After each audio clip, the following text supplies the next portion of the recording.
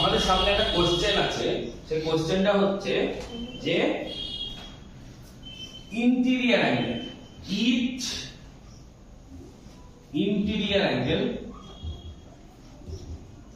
interior angle lie between 136 to 1 কত 142 142 কত 142 তাহলে ইন্টেরিয়র অ্যাঙ্গেল যদি 136 থেকে 142 এই অ্যাঙ্গেলের মধ্যে হয় তাহলে নাম্বার অফ সাইড কত হবে? নাম্বার অফ সাইড আমাদের কি বার করতে হবে? Number of side. তাহলে কি করে বার করব আমরা number of side? Interior angle যদি দেওয়া থাকে তাহলে কি করি আমরা? এক্সটেরিয়র অ্যাঙ্গেল বার করি। তাহলে এক্সটেরিয়র অ্যাঙ্গেল আমরা দুটো মেথড দিয়ে দেখাবো।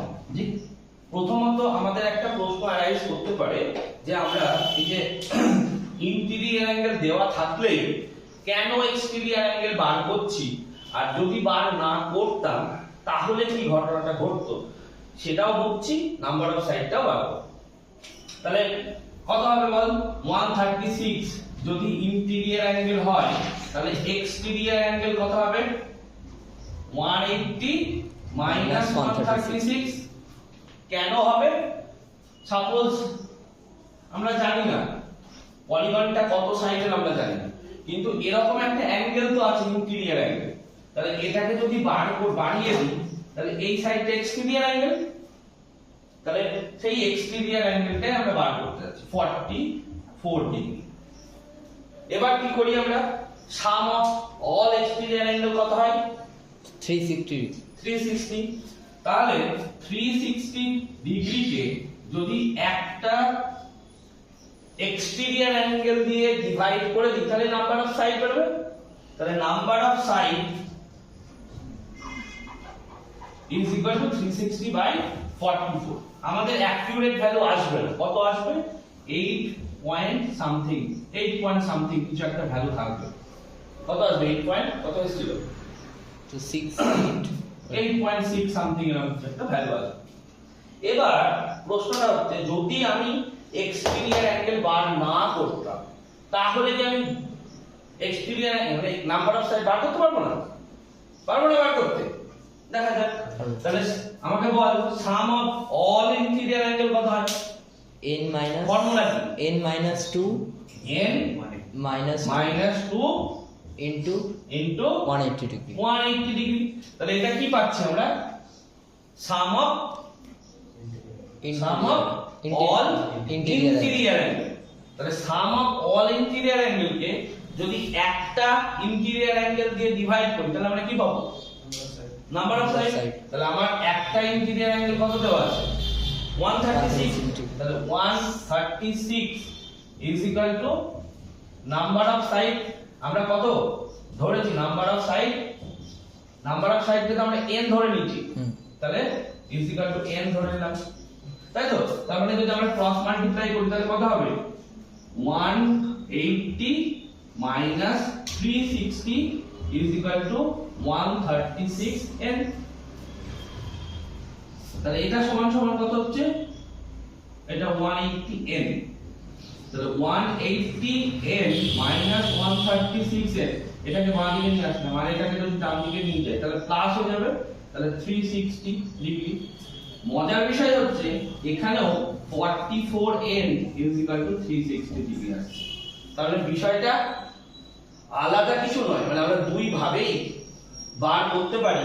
তাহলে number of side is equal to 360 degree by 44 is equal to 8 point something আসছে। ক্লিয়ার?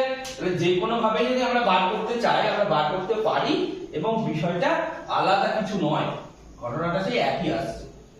এবার যদি আমাদের ম্যাক্সিমাম ইন্টেরিয়র অ্যাঙ্গেল 144 হয়, 142 হয়, তাহলে এই ইকুয়েশনটা থেকে যদি আমরা লিখতে চাই তাহলে কত হবে? 180n minus 142n is equal to 360 degree.